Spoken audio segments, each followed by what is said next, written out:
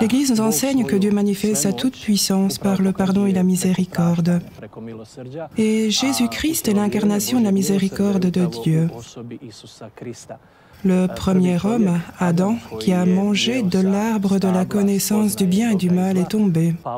Et de cet arbre, nous recevons la condamnation. Maintenant, Dieu nous envoie son Fils à travers la croix duquel nous recevons l'amour et le pardon.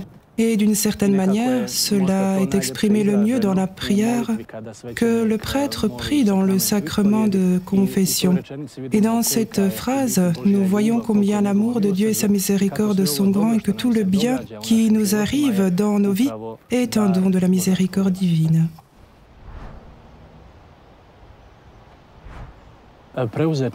Le péché de présomption est un péché contre le premier commandement de Dieu. Plus précisément contre l'espoir et contre la confiance en Dieu. Ce serait en quelque sorte dire « Je peux faire ce que je veux, je peux pécher, Dieu me pardonnera, je vais faire cela, qu'importe, Dieu est miséricordieux ». Je veux dire qu'ainsi nous ne pensons pas que nous devons travailler sur notre conversion, corriger nos faiblesses et nos péchés, nous repentir pour tout cela, mais nous pensons que Dieu nous donnera tout facilement, que je peux faire tout ce que je veux et que Dieu est miséricordieux me pardonnera. Cela s'appelle le péché de présomption. L'indulgence plénière peut être obtenue si nous réalisons les conditions qui sont déterminées par l'Église. Jésus a donné à Pierre l'autorité de remettre ou de retenir les péchés. Il a donné la même autorité aux successeurs de Pierre. Cela s'étend, avec son autorisation, à toute l'Église.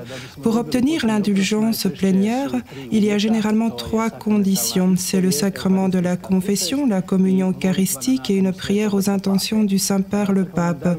L'Église nous donne l'indulgence plénière afin que nous puissions recevoir le réconfort et la miséricorde de Dieu, afin que nous soyons encouragés à pardonner plus facilement à notre prochain. Le péché cause des blessures spirituelles, mais également des peines temporaires, qui sont des peines pour lesquelles nous devons répondre au Seigneur à un moment donné.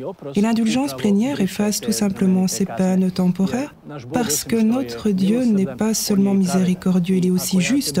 Et si je te blesse, ta douleur est un fardeau sur mon âme, qui m'empêche d'être complètement pur pour que je puisse entrer dans le royaume de Dieu. Et nous savons très bien que nous devons être purs devant le Seigneur sans péché pour prendre part à son royaume. Merci beaucoup de m'avoir invité. Je salue tous les téléspectateurs et si cette vidéo vous plaît, n'hésitez pas à la partager avec vos amis.